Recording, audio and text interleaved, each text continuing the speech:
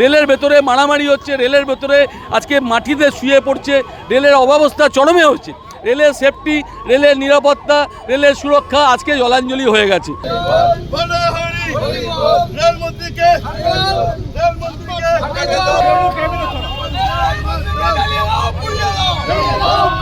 29 তারিখ যেভাবে পদপিষ্ট হয়ে প্রায় বহু মানুষ প্রাণ হারিয়েছে, তার মধ্যে আমাদের দুর্ভাগা বাংলার প্রায় 7-8 জন মানুষ আছেন, এখনো বহু মানুষ নিখোঁজ আছে। সরকার বলছে 30 জনের পদপিষ্টর খবর আছে, কিন্তু আমরা জানি এরা শতাধিক মানুষ আজকে পদপিষ্ট হয়ে 29 তারিখ মারা গেছে। একাধিকবার অগ্নিসংযোগের ঘটনা ঘটেছে মহাকুম্ভে, বহু মানুষের জীবনহানি হয়েছে, সম্পত্তি ক্ষয়ক্ষতি হয়েছে। দিল্লির মতো একটা স্টেশনে যেভাবে ভুল অ্যানাউন্সমেন্টের জন্য যে পদপৃষ্ট হয়ে 18 জন মানুষ, তার মধ্যে শিশু আছে, মহিলা আছে, 18 জনের প্রাণ চলে গেল। বহু মানুষ এখন নিখোঁজ, কিছু মানুষ হাসপাতালে চিকিৎসাধীন। আজকে রেলের অব্যবস্থা চরমে পৌঁছে গেছে।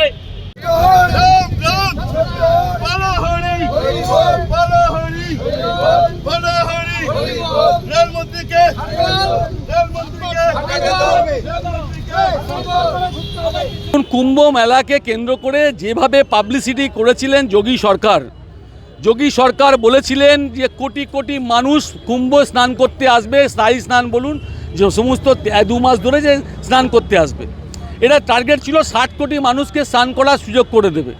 কুম্ভ মেলাকে কেন্দ্র করে যোগী সরকার ঘোষণা তো করে দিয়েছে এবং তাদের সোশ্যাল মিডিয়া বলুন, মেন স্ট্রিম মিডিয়া বলুন, ব্যাপক প্রচার করছে। যেভাবে 29 তারিখ স্থায়ী স্নানকে কেন্দ্র করে যেভাবে পদপৃষ্ট হয়ে বহু মানুষের প্রাণ গেছে, সরকার বলছে 30 জন মারা গেছে। আমাদের পশ্চিম বাংলা থেকেও প্রায় 5-7 জন লোক কুম্ভ মেলায় প্রাণ হারিয়েছে। আমরা মনে করি সেই মেলা সেই পদপৃষ্ঠে প্রায় শতাধিকের ওপরে লোক প্রাণ হারিয়েছে কুম্ভ মেলায়। আমাদের যোগী সরকার এটাকে গোপন করার চেষ্টা করছে। কুম্ভ মেলাকে কেন্দ্র করে একাধিকবার অগ্নিসংযোগের ঘটনা ঘটেছে, বহু মানুষের জীবনহানি হয়েছে। আজকে যোগী সরকার এটাকে গোপন করার চেষ্টা করছে। আজকে রেলের অব্যবস্থা চরমে হয়েছে। আজকে কোটি কোটি মানুষকে আহ্বান করছেন, কোটি কোটি মানুষ কুম্ভ মেলায় চত্বরে আসবে কি করে, পরিবহন কি করে হবে, তাকে অ্যাকোমোডেশন কি করে হবে, তারা পাতক্রিয়া কোথায় করবে, তারা খাওয়া দাওয়া কোথায় করবে, যোগী সরকারের কোনো প্ল্যান ছিল না, পরিকল্পনা নেই। এবং সেই জন্যই আজকে এই অব্যবস্থা। 300 কিলোমিটার আগে থেকে জ্যাম, 300 কিলোমিটার পরেও জ্যাম। এভাবে মানুষ 24 ঘন্টা, 48 ঘন্টা, 72 ঘন্টা রাস্তায় থেকে কুম্ভ মেলায় পৌঁছানোর চেষ্টা করছে। এবার কুম্ভ মেলাকে কেন্দ্র করে রেলে অব্যবস্থা আমাদের সামনে এসছে। এবার একটা বগিতে 70 জন মানুষ ধরে রিজার্ভেশনে, সেখানে 300 মানুষ উঠে গেলে কী হবে? কেউ বাথরুমে যেতে পারবে না। রেলের ভেতরে মারামারি হচ্ছে, রেলের ভেতরে আজকে মাটিতে শুয়ে পড়ছে, রেলের অব্যবস্থা চরমে হচ্ছে। রেলের সেফটি, রেলের নিরাপত্তা, রেলের সুরক্ষা আজকে জলাঞ্জলি হয়ে গেছে। আমরা রেলমন্ত্রীর পদত্যাগ দাবি করছি।